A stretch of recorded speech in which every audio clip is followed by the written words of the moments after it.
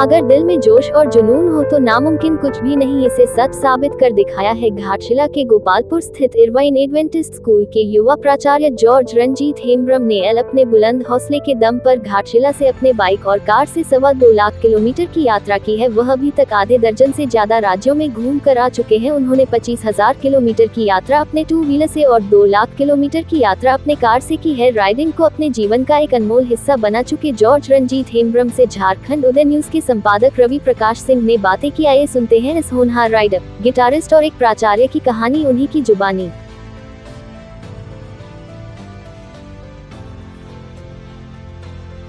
अब तक मैंने अपने मोटरसाइकिल पे नियर अबाउट 20 to 25,000 किलोमीटर का सफ़र पूरा कर लिया है और इन सारे किलोमीटरों में मैंने बहुत सारे राज्यों को कवर किया है। बिहार, उत्तर प्रदेश, दिल्ली, पंजाब, हरियाणा, जम्मू कश्मीर, लद्दाख, हिमाचल प्रदेश, उत्तराखंड, उसके साथ साथ पश्चिम बंगाल और भूटान भी किया है। सबसे पहले तो ये जानना चाहते हैं ये जो एडवेंचर जो आप राइड जो करते हैं, तो सबसे पहले क्या सफ़र का शौक़ तो मुझे बचपन से ही था। मेरे पिताजी अलग अलग जगह में काम किए हैं एज अ स्कूल प्रिंसिपल, तो उनका ट्रांसफरेबल जॉब था। तो हम लोग अपना बचपन सफ़र में ही बिताए हैं और जगह घूमना और लोगों से मिलना हमने बचपन से ही अनुभव किया है। तो धीरे धीरे जब हम बड़े होते गए तो ये इच्छा जुनून में बदल गई और एडवेंचर राइडिंग का शौक़ अभी पिछले 5-6 साल से है हमें और आगे भी इस प्रकार से हम करते रहेंगे। तो सबसे पहला आपने जो आपका जो शुरू हुआ होगा, ये किस साल में शुरू हुआ और कहाँ गया? सबसे पहले हमने 2019 में अपना राइडिंग स्टार्ट किया और इस दौरान में हम घाटशिला से उत्तराखंड गए थे, जहाँ पर हमने नैनीताल तक का सफ़र तय किया था और वापस नैनीताल से हम वापस आए थे। ये हमारा पहला एडवेंचर मोटरसाइकिल राइडिंग था। तो उस समय क्या एक्सपीरियंस रहा? उस समय सब कुछ हमने मोबाइल में या सोशल मीडिया में देखा था, तो हमें ऐसा लगता था कि क्या हम इसको वास्तविकता में कर पाएंगे या नहीं कर पाएंगे। तो पहली बार जब हमने अपने मोटरसाइकिल को हाईवे के ऊपर निकाला, डर तो लग रहा था लेकिन जोश उससे बढ़कर था और जब हम चलने लगे जोश और बढ़ते गया और ये जोश खुशी में तब्दील हो गई और हमने अपना मुकाम हासिल किया और वापस सही सलामत हम लौट पाए। तो अब तक जितने भी राइड आपने किए होंगे, सबसे लॉन्गेस्ट राइड कौन सा रहा? सबसे लॉन्गेस्ट राइड हमने घाटशिला से लद्दाख और लद्दाख से वापस घाटशिला किया। ये कुल मिला करके 5,000 किलोमीटर से भी ज़्यादा था और इस दौरान हम one of the highest motorable pass एक समय हुआ करता था, खारदुंगला, इसको हमने फतेह किया अपने मोटरसाइकिल पे और साथ ही साथ बहुत आनंद हमने इस ट्रिप के द्वारा अपने जीवन में उठाया। तो आप इतने सारे जो ट्रिप जो करते हैं, क्योंकि आप एक एज ए स्कूल में एक प्रिंसिपल भी आप हैं। जी हाँ। तो लगभग जो लद्दाख आप गए होंगे, कितना दिन आपको लगा होगा? लद्दाख हमको 20 दिन का पूरा ट्रिप लगा था और ये हमें गर्मी में किया था जब हमारी स्कूल की छुट्टी हो रही थी। इस कारण से ये संभव हुआ क्योंकि स्कूल चलते समय इन सारी चीज़ों को करने में संभव नहीं है, तो हमने इसका प्लानिंग 1-1.5 साल पहले से कर रखा था और जब गर्मी की छुट्टी हुई, हम गर्मी के छुट्टी के समय में अपना पूरा 20 दिन का प्रोग्राम का आइटिनरी तैयार किए थे। तो ये माना जाए कि 2019 या प्रेजेंट 2025, जी हाँ, टोटल कितने स्टेट आपने कवर किए हैं? हमने आपको मैंने पहले बताया कि नॉर्थ इंडिया के सारे स्टेट हमने कवर कर लिए हैं और साउथ इंडिया जाना बाकी है। वैसे हमने 4 व्हीलर से साउथ इंडिया भी कर चुका है, लेकिन 2 व्हीलर में हमने साउथ इंडिया टच नहीं किया है। लेकिन नॉर्थ इंडियन सारे स्टेट्स, आप राजस्थान से लेकर पश्चिम बंगाल और पश्चिम बंगाल से लेकर के ऊपर भूटान और यहाँ लद्दाख, हमारे जो टॉप मोस्ट स्टेट है, वहाँ तक हमने पूरा कवर कर लिया है। आने वाले दिनों में हमने नॉर्थ ईस्ट राइड का प्रोग्राम भी तय किया है। अगर सब कुछ ठीक हुआ तो नॉर्थ ईस्ट भी हम लोग जाएंगे। ये जो जर्नी जो आप करते हैं ट्रेवल, अकेले ही करते हैं या कभी कभार फैमिली भी? वैसे हम 2 से 3 लोग मिल करके इस सफ़र को पूरा करते हैं, लेकिन सबसे लंबा जो लद्दाख ट्रिप था हमारा, वो मैं और मेरे जीजा जी, जिनका नाम मरविन टुडू है, मिल करके हमने किया और इसको कंप्लीट किया। कभी फैमिली के साथ या वाइफ के साथ भी आप गए हैं कुछ? हाँ जी, हम वाइफ के साथ भी ट्रैवल किए हैं, लेकिन मोटरसाइकिल में नहीं, परंतु कार में। मेरा ससुराल राजस्थान पड़ता है, तो कई बार हम बाय रोड राजस्थान 4 व्हीलर में जा चुके हैं, खुद ड्राइव करके। तो लगभग कार से भी आपने एक लंबा सफर तय? कार से हमने और भी ज़्यादा सफ़र किया है, बाइक से ज़्यादा जी। तो लगभग कार से कितने किलोमीटर का किया होगा? कार से हमने कम से कम 2 लाख किलोमीटर कंप्लीट कर लिए। तो मतलब ये माना जाए 2 व्हीलर से ज्यादा आपने 4 व्हीलर? जी हाँ, जी हाँ। तो उसमें कार से आपने कितने स्टेट को कवर किया? कार से हमने घाटशिला से हमने चालू किया था, बिहार, उत्तर प्रदेश और राजस्थान होते हुए जोधपुर हमने सफ़र किया था। और दूसरे समय में हमने उड़ीसा, आंध्र प्रदेश और तमिलनाडु होते हुए पौंडीचेरी तक हमने सफ़र किया था। और एक बार की समय है जब हमने नॉर्थ इंडिया का कुछ स्टेट, जिसमें पश्चिम बंगाल और भूटान बॉर्डर तक भी कार से हमने अपना सफ़र पूरा तय किया था। तो जब कोरोना काल चल रहा था, इतना बड़ा पैंडेमिक आया, उस समय भी क्या आपने कहीं सफ़र किया? पैंडेमिक के समय में हमने कोई सफ़र नहीं किया था, जब पैंडेमिक बहुत अपने चरम सीमा में थी, लेकिन 2021 में हमने एक साउथ इंडिया ट्रिप किया था। सारी प्रिकॉशन के साथ, वैक्सीनेटेड हम लोग हो चुके थे और साथ ही साथ सारे नियम का पालन करते हुए हमने साउथ इंडिया ट्रिप अपने कार में पूरा किया था। तो कार और बाइक जी आपको बोले दोनों, 2 व्हीलर एंड 4 व्हीलर दोनों में किया है? जी हाँ। ज्यादा एक्साइटमेंट आपको किसमें लगता है? मेरा पहला पसंद 2 व्हीलर है, इसलिए मैं उसको प्राथमिकता देता हूँ। कोशिश करता हूँ ज़्यादा से ज़्यादा 2 व्हीलर चलाने के लिए। जब भी हम बाहर जाते हैं अपने दोस्तों के साथ, कभी कभी संडे के दिन में 150 से 200 किलोमीटर का राइड हम लोग तय करते हैं। और ये हमारा परंपरा है कि जब भी हमें छुट्टी मिले तो छोटे छोटे राइड्स को अवश्य करें और अपने दोस्तों के साथ समय बिताएं और उनको भी राइडिंग का प्रोत्साहन दे सके। तो जॉर्ज जी, और एक बात जानना चाहेंगे, आप एक अच्छे गिटारिस्ट भी हैं, म्यूजिक का भी शौक है। जी हाँ। तो क्या इन जगहों में आप म्यूजिक का शौक भी पूरा करते हैं? काश वो हो सकता, लेकिन म्यूजिक और सफ़र बहुत अच्छा कॉम्बिनेशन है। आपकी बातों को मैं याद रखूंगा। कभी एक लंबा टूर हो तो मैं अपना गिटार लेके जाऊंगा और वहाँ पर म्यूजिक का आनंद भी लिया जाएगा। सफर करते हैं तो एक बहुत बड़ा रिस्क होता है जी हाँ। कि आप सिक्योरिटी के लिहाज से आप इस सफर के दौरान क्या क्या ले जाते हैं? देखिए, एज अ राइडर एक बहुत रिस्पॉन्सिबल जॉब है, क्योंकि आप एक एडमिनिस्ट्रेटर है, स्कूल में काम करते हैं और साथ ही साथ एक आप अपने बच्चों के लिए उदाहरण भी है। तो राइडिंग एक बहुत रिस्पॉन्सिबल कार्य है। कोई भी राइडिंग लापरवाही से नहीं किया जा सकता है। उसका नियम को पालन करते हुए सारा राइडिंग का काम शुरू और ख़त्म भी किया जाता है। जिस प्रकार से हम यातायात नियमों का पालन नहीं करते हैं बहुत समय, ये ज़रूरी है हमको कि यातायात का नियम पालन किया जाए।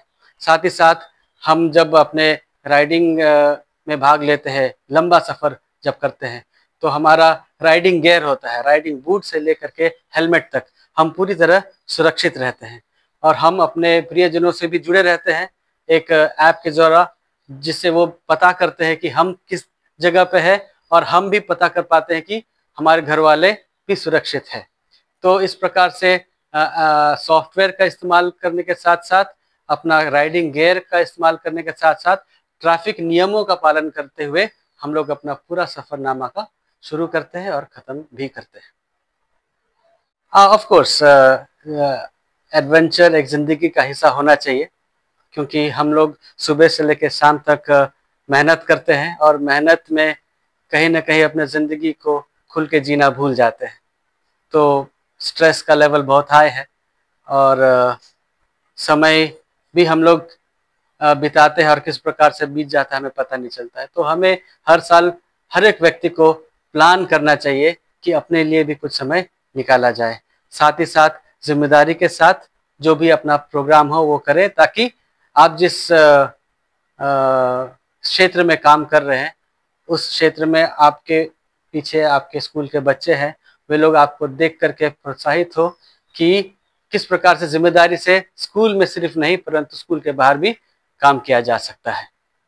तो एडवेंचर का ही जो लर्निंग पार्ट है, जी हाँ, क्या आपने नहीं सोचा कभी इसको आगे बढ़ाया जाए, लर्निंग दिया जाए कुछ लोगों को?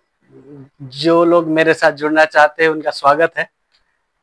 मैं अब तक 2 या 3 दोस्तों के साथ ही अपना राइडिंग करता हूँ, लेकिन जो सीरियस राइड है, जो एडवेंचर राइड जिसको हम कहते हैं, सिर्फ हम 2 लोग ही करते हैं, क्योंकि ये एक जिम्मेदारी का कार्य है। तो जिम्मेदारी का कार्य करने के लिए रिस्पॉन्सिबिलिटी लेना बहुत आवश्यक है, इसके लिए ट्रेनिंग की भी आवश्यकता है। तो अगर कोई लोग मुझसे जुड़ना चाहेंगे तो उनका स्वागत है और हम लोग प्लान करेंगे, लेकिन नियम, कानून और सेफ्टी को ध्यान में रखते हुए। और जॉर्ज एक बात जानना चाहता है, क्योंकि आप अलग अलग स्टेट में 7 to 8 स्टेट आप गए हैं, सबका कल्चर अलग, लैंग्वेज अलग, तो इससे कुछ प्रॉब्लम आपको नहीं हुआ? ये हमारा भारत एक बहुत महान देश है। ये मेरा सौभाग्य है कि हम अपने देश को घूम सकते हैं और अपने देश में अलग अलग प्रकार के लोगों से मिल सकते हैं। और जब हम यात्रा करते हैं, कार या बाइक जो भी हो, हम हमारे देश की संस्कृति को और बेहतर तरीके से जान सकते हैं। और मैं आपको बताना चाहूँगा कि हमारे देश को जानने के लिए कोई असुविधा नहीं होती है और कोई भी तकलीफ नहीं होती है। सारे राज्यों के लोग बहुत ही मिलनसार हैं और आपको मेहमान के जैसा रखते हैं और आपका इज्जत करते हैं, आपका आदर करते हैं और आपके साथ अपने संस्कृति को बांटते हैं। तो ये गर्व की बात है कि हम भारत देश में रहते हैं और ऐसा कोई भी तकलीफ आपको रोड के ऊपर में आपके सफ़र में कभी भी नहीं होता है। बस ध्यान से चले, जिम्मेदारी के साथ चले और नियमों का पालन करें।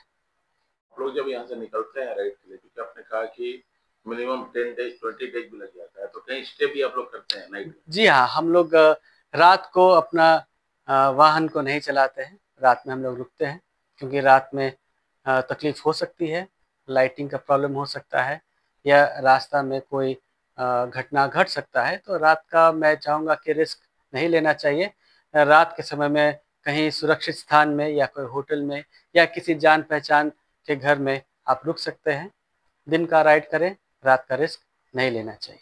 तो जब आप लोग राइड करते हैं तो अपने साथ सिक्योरिटी के सामान के अलावा और क्या-क्या कुछ खाने पीने के सामान, माने एक प्लानिंग जो होता होगा? जी हाँ, खाने पीने का सामान हम घर से ले जाते हैं, लेकिन वो ज़्यादा दिन तक टिकता नहीं है, क्योंकि वो ख़राब हो जाता है, क्योंकि मैक्सिमम टाइम हम लोग अपने रोड पे ही रहते हैं। तो ढाबा, होटल का सहारा लेना पड़ता है और इसके द्वारा हम लोग अपना रोज का भोजन रोड पे ही जो अवेलेबल है उसी के द्वारा पूरा करते हैं। तो इससे इंडाइजेशन या बहुत सारे ऐसे प्रॉब्लम भी कभी आपके साथ? अपने आप को फिट रखने की आवश्यकता है। कभी-कभी इंडाइजेशन या पेट का प्रॉब्लम हो सकता है, लेकिन ये तो सफ़र का एक भाग है, क्योंकि आपने चुना है एडवेंचर, तो ये भी एक एडवेंचर का हिस्सा है। तो आपको मान के चलना है कि पेट खराब हो सकता है, तबीयत बिगड़ सकता है, ज़्यादा धूप लग सकती है, या अगर आप पहाड़ों में हैं तो माइनस टेम्परेचर में ठंड लग सकती है, या बहुत ही ऊंचाई में है तो ऑक्सीजन की कमी हो सकती है। तो इन सारी चीज़ों का आपको पहले से ही तैयार करना है। साथ में कुछ दवाइयाँ रख लेना है या पानी नियमित तौर से पीते रहना है। ज़्यादा तेज़ अपने व्हीकल को नहीं चलाना है, ब्रेक्स लेना है, अपने शरीर की क्षमता से ज़्यादा गाड़ी नहीं चलाना है। तो इन सारी चीज़ों का ध्यान रखते हुए अपना जो सफ़र है 1 दिन का हम पूरा करते हैं और सबों को इस प्रकार से करना चाहिए। यूथ जो अभी एडवेंचर की दिशा में नया-नया अभी फर्स्ट स्टेप और 2 स्टेप रखे हैं, जी हाँ, और इसको एक जो भी एक प्रोफेशन के रूप में अपनाना चाहते हैं, जी हाँ। उनसे आप क्या मैसेज देना चाहते हैं? राइडिंग एक बहुत खूबसूरत एडवेंचर है और सबको करना चाहिए जो इच्छुक है। उससे बढ़कर नई जगहों को जानना और नई संस्कृति को पहचानना, हमारे देश के बारे में और जानकारी लेना, जहाँ तक मेरी इच्छा है वो सबको करना चाहिए अगर आपको इस प्रकार से इच्छा है तो। लेकिन साथ ही साथ एक जिम्मेदार व्यक्ति के रूप में अपना वाहन को चलाना बहुत सर्वप्रथम कर्तव्य है हर एक व्यक्ति का। ज़्यादा तेज नहीं या अपने आप को कोई चरित्र में नहीं ढाल लेना है जो आपको गलत तरीके से बाइक चलाने के लिए प्रोत्साहन देता है, लेकिन आपको नियम से और सही गति में पूरे सुरक्षा के साथ हेलमेट और राइडिंग गियर और बूट्स के साथ अपना पूरा सफ़र शुरू और अंत करना है, क्योंकि आपके जीवन के साथ साथ अगर हाईवे में चलते हैं तो बाकी का जीवन भी खतरे में होता है अगर आप लापरवाही से अपना वाहन चलाते हैं।